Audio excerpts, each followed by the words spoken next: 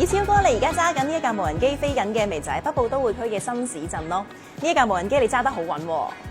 無人機就係我哋發展低空經濟裏邊咧其中一個重要部分。掌舵帶領香港咧發展得更好更穩咧，係我嘅責任。北部都會區，佢就係我哋香港經濟發展嘅新引擎。我哋經過大家不斷努力，逐漸咧係見到收成啦。未來5年會有大約6萬個房屋單位落成入伙，當中包括約10個新公共屋邨。新田科技城嘅首批用地會推出市場，實施一地兩檢嘅新皇崗口岸大樓，預計喺今年年底就會建成。北區醫院擴建計劃嘅主要工程已經喺去年開展咗啦。隨住未來嘅運輸基建同埋配套進一步完善，將大力咁拉動我哋嘅經濟發展，推動科研產業發展，同時提供更好嘅居住環境，助力吸納人才，留住人才，落地生根。所以北部都會區咧，真係為我哋香港嘅發展咧打開咗新天地啊！話時話咧，超哥啊，我記得咧你上任第1年咧有一次，我哋就喺太平山頂嗰度行山啦。咁你就話施政咧就要站得高望得遠，高瞻遠矚咧好重要喎。可能去到第2年有一次我哋坐船啦，天星小輪，你就話咧我哋要有擔當咁樣去到破解市民所關心嘅問題，就好似乘風破浪咁。咁我明啦，所謂嘅破繭成蝶，其實嗰個重點唔單止在於破，更加係成蝶之後咧要飛出去。冇錯，所以我經常講要做好內聯外通。其實乜嘢係內聯，乜嘢外通咧？簡要嚟講咧，就係要把握好國家機遇，把握好國際機遇，為市民建設一個更美好嘅香港，開拓新商機、新市場。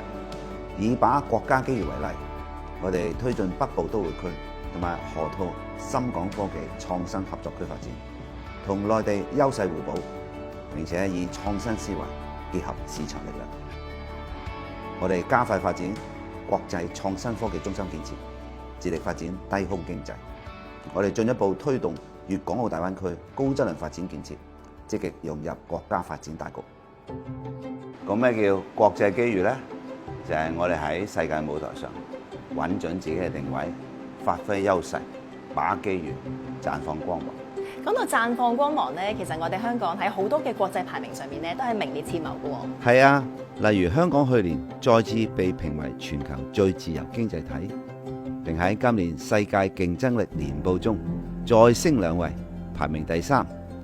今年3月發布嘅全球金融中心指數中，香港穩居全球第3，亞洲第1。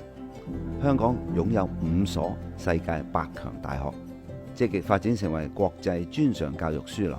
隨住國際調解院落戶香港，將進一步帶動提升香港經濟、政治、文化、國際影響力同埋軟實力。我哋持續提升國際競爭力，深化國際交往合作，強化內聯外通嘅橋樑作用。所以正如超哥你成日都講啦，施政沒有最好，只有更好啊！外圍環境充滿挑戰，所以我哋寧願做艱難嘅改革者，都唔可以做安逸嘅停滯者。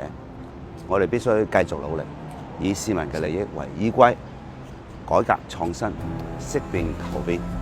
我相信憑住香港人嘅經驗同埋智慧，我哋必可以展翅高飛，喺創新創造中推進香港由治及興，創新嘅高峰。